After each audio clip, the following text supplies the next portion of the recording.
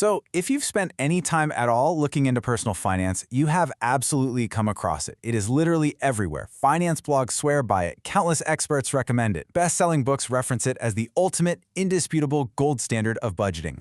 I'm talking, of course, about the 50-30-20 rule. But let's just pause for a second and look at reality.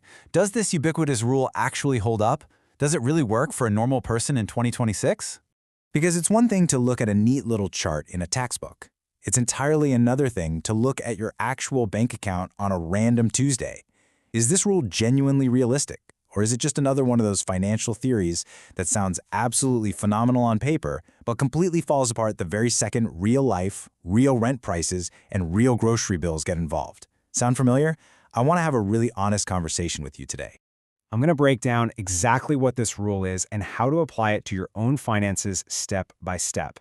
But honestly, more importantly, we are going to cover the real limitations that nobody else likes to talk about.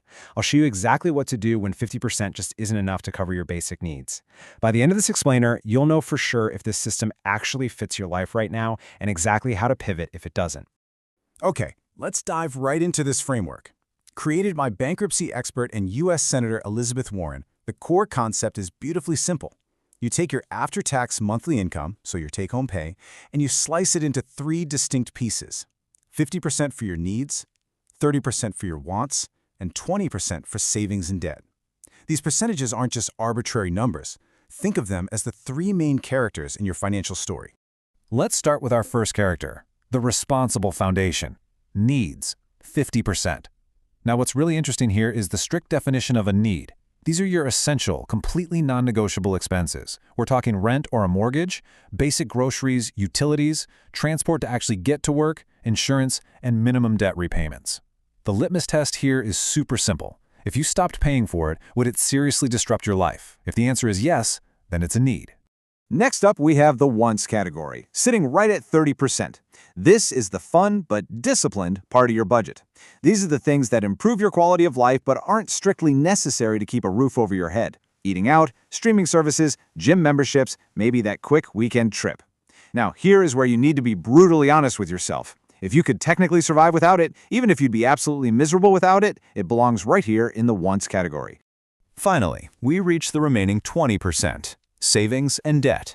If your needs keep you alive today and your wants keep you happy today, well, this 20% is the hero that actually builds your tomorrow. This is your emergency fund, your retirement accounts, index funds, extra debt repayments above the minimum. The absolute crucial point is this. This 20% is the engine of your long-term financial security. Everything else we just covered, that's just lifestyle. All right, let's ground this theory in actual reality. Let's look at a concrete example together. Let's say your monthly take-home income, and again, that is after taxes hit your bank account, is $3,500. I really want to slow down here for a moment and let this number anchor us. $3,500. Let's see exactly how this framework divides that money up dollar for dollar. First up is your 50% needs limit. Out of $3,500, that gives you exactly $1,750. So let's map it out. $1,000 for rent, $300 for basic groceries, $200 for transport, $100 for your phone and internet, and $150 for insurance. Let yourself really feel the math here. It is tight, but every single dollar has a job, and the essentials are completely covered without bleeding into the rest of your paycheck. Next is your 30% wants limit. This gives you $1,050. Let's break this down methodically. You've got $200 for eating out, $50 for streaming, maybe $200 for hobbies, add in $200 for clothing, $150 for personal care, and let's say a $250 buffer for miscellaneous things. This brilliantly illustrates how the rule doesn't actually tell you to stop living your life. It funds your lifestyle choices, but it does so within strict, safe boundaries. And lastly, we have the crucial 20% savings limit. Out of our $3,500 anchor, that is exactly $700. You could put $300 right into an emergency fund, $300 into an index fund, and maybe $100 toward extra debt. Now look, do months ever go perfectly smoothly like this? Rarely. Real life is incredibly messy, but having this framework means you always know exactly where you stand. Now, this is the part where most finance explainers just kind of wrap up and say, good luck out there. But we are not going to do that, because here is the brutal, honest truth. The textbook rule assumes that 50% of your income is actually enough to cover your needs. But let's take a hard look at economic reality.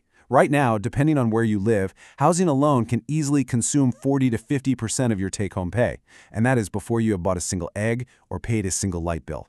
If you are looking at your own numbers right now, and you're realizing your needs drastically exceed 50% of your income, I really want you to hear this loud and clear. That is not a personal failure. That is a reflection of economic reality. You aren't doing the math wrong, and you certainly aren't bad with money just because the rent in your city skyrocketed. Please, remove the shame from the equation entirely. So what do you actually do? Well, you adapt. The rule is a guideline. It's not a law. If you live in a high cost of living area, maybe your current reality is 60-20-20. 60% needs, 20% wants, and 20% savings. If things are really tight, maybe it's 70-10-20 while you actively work on increasing your income. The exact percentages are completely secondary. The spirit of the rule, which is protecting your savings and being intentional about your wants, is what actually matters here. Before you actually start running your own numbers, let's make sure you avoid some really common traps. Mistake number 1 is misclassifying wants as needs. Be honest, Netflix is a want. Mistake 2 is ignoring irregular expenses, like your annual car registration. They will arrive, so plan for them. Mistake 3 is treating savings as optional. That 20% comes out first, not just whatever happens to be left over. And mistake 4, this is a big one, giving up too soon. Your first month doing this will not be perfect. Neither will your second. You're learning a brand new skill here. Give yourself some grace. Also, keep in mind, if you find the 50-30-20 rule just doesn't mesh with how your brain works, there are totally other paths. You might actually prefer zero-based budgeting, where every single dollar is given a very specific job until your remaining balance is literally zero. It offers maximum granular control. On the complete opposite end of the spectrum is the pay-yourself-first method. With this one, you basically just automate your savings the second you get paid, and then you spend the rest however you want, completely guilt-free. But hey, if you're ready to try the 50-30-20 rule today, here is your exact action plan. It's 6 simple steps. Literally just pull out your phone calculator right now or open a blank notes app. Step 1, find your monthly take-home pay. Step 2, multiply it by 0.5, 0.3, and 0.2.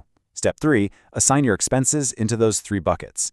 Step 4, find where the gaps are. Step 5, make just one adjustment this month. Cut one subscription or maybe just automate $50. And step 6, review it monthly. Honestly, this entire setup takes maybe 30 minutes total.